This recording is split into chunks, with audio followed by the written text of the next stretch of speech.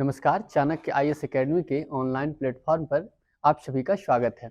आज हम लोग झारखंड सरकार की विशेष योजना जिसका नाम नीलांबर पीतांबर जल समृद्धि योजना है, इसको मैं लेकर के आप लोगों के सामने आया हूं। आज हम लोग जानेंगे नीलांबर पीतांबर जल समृद्धि योजना के बारे में, जो झारखंड में काफ़ी लोकप्रिय हो रही है।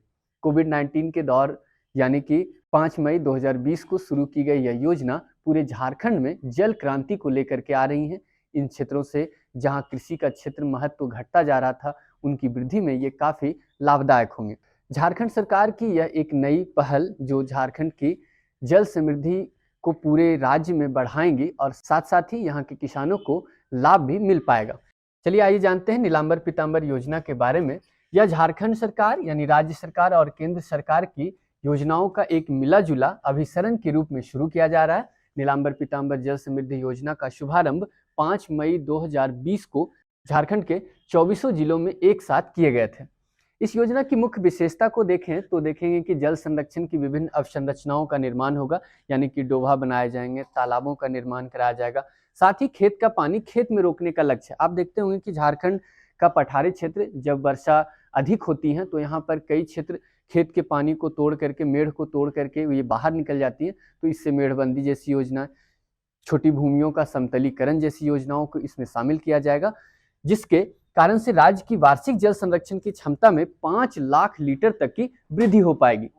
मनरेगा के तहत 20 करोड़ मानव दिवस का अतिरिक्त सृजन भी हो पाएगा, यानी कि इस योजना को मनरेगा योजना के साथ मिला करके चलाया जा रहा है।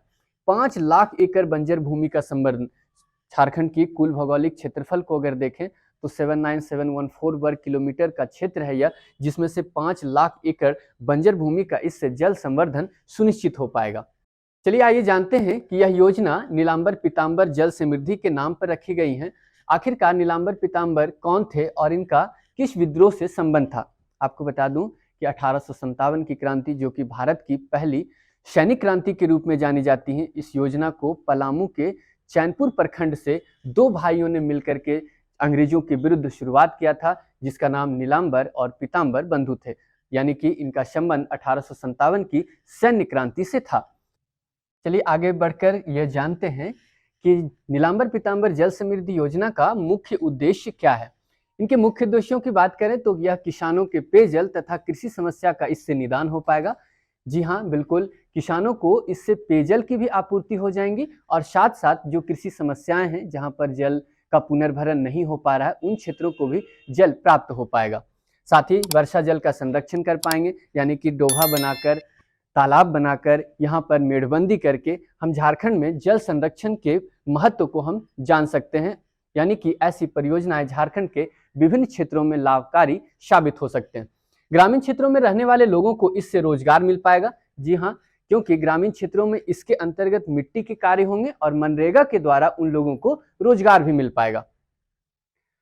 चलिए आगे जानते हैं कि नीलांबर पीतांबर जल समृद्धि योजना का मुख्य मोटो क्या है, क्या ये चाहती हैं, ये लक्ष्य कहां तक ये साकार हो पाएंगे इस योजना के लाभ से। तो गांव का जल गांव में रुकेगा, बिल्कुल, क्योंकि झारखंड के जितने सारे गांव में यह योजना जारी हैं, यानी कि लाई गई हैं, उन योजनाओं के अंतर्गत गांव का जल अब गांव में ही रुकेगा। इसका अर्थ यह है कि बंजर भूमि को इससे सुधारा जा सकता है। 4000 पंचायतों में इस योजना का क्रियान्वयन किया जा रहा है। साथ ही 3,32,963 योजनाओं का इससे प्रत्यक्ष लाभ जुड़ा हुआ है, जिनमें से 5 लाख करोड़ जल संरक्षण वृद्धि का लक्ष्य है, यानी कि 5 लाख करोड़ लीटर जल संरक्षण की इसमें बात कही गई है। आगे जानते हैं इस योजना के लाभ के बारे में। जैसा कि राज्य के प्रवासी श्रमिकों और अन्य श्रमिकों को इससे रोजगार की उपलब्धता हो पाएगी। साथ ही 25,000 एकड़ भूमि पर इससे बागवानी की भी योजना लाई जाने की बात कही गई है। 98,065 हेक्टेयर भूमि का उपचार किया जाएगा, यानी ट्रीटमेंट किए जाएंगे, जो कि बैडलैंड्स के रूप में है, बंजर भूमि के रूप में है। 26,000 एकड़ में आम और मिश्रित बागवानी की जाएंगी।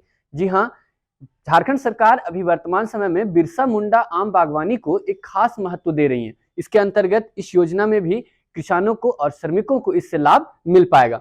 5 से 6 लाख प्रवासी मजदूरों को इन 5 सालों के लिए रोजगार भी मुहैया हो जाएंगे। आप जानते हैं कि कोविड-19 के समय उत्पन्न हुई विकट परिस्थितियों में कई सारे श्रमिकों को रोजगार नहीं मिल पा रहा था, उनके हाथों को काम नहीं मिल पा रहे थे। अतः जिसके कारण से 5 से 6 लाख प्रवासी मजदूर अपने राज्य में ही अब 5 साल के लिए एक अस्थायी रोजगार प्राप्त कर पाएंगे। लातेहार, गढ़वा और पलामू को इससे विशेष लाभ मिलेगा। ऐसा इसलिए भी है क्योंकि ये तीनों राज्य में अक्सर देखा जा रहा है विगत 10 वर्षों से, 20 वर्षों से, कि इन राज्यों में औसत वर्षा कहीं ना कहीं कम हो रही है। अतः इन 3 जिलों में विशेष रूप से भू उपचार करने की जरूरत है, यानी कि नीलांबर, पीतांबर जल समृद्धि योजना इन 3 जिलों के लिए बेहतर साबित होंगी। सालाना 5 लाख करोड़ लीटर जल का संरक्षण हो पाएगा। मैं आपको बताता चलूं कि झारखंड में 140 सेंटीमीटर औसतन वर्षा होती है। अतः इतनी वर्षा को अगर हम यहाँ स्टोर कर पाने में सक्षम हो जाते हैं तो झारखंड कभी भी सूखा नहीं रहेगा। चलिए आगे जानते हैं इस योजना के पात्रता के बारे में। राज्य के स्थानीय निवासी प्रमाण पत्र होने इसके लिए आवश्यक हैं। साथ ही फोटो, आय प्रमाण पत्र, पैन कार्ड, वोटर कार्ड और श्रम कार्ड की आवश्यकता पड़ती है। यानी कि नीलांबर, पीतांबर जल समृद्धि योजना के अंतर्गत कार्य करने के लिए या लाभ लेने के लिए आपको इन योजना की पात्रता की जरूरत पड़ेगी। आगे मैं ऐसे ही झारखंड की विशेष योजनाएं आप लोगों के सामने लाता रहूंगा। आप लोग चाणक्य IAS एकेडमी के ऑनलाइन प्लेटफॉर्म से जुड़े रहें। धन्यवाद।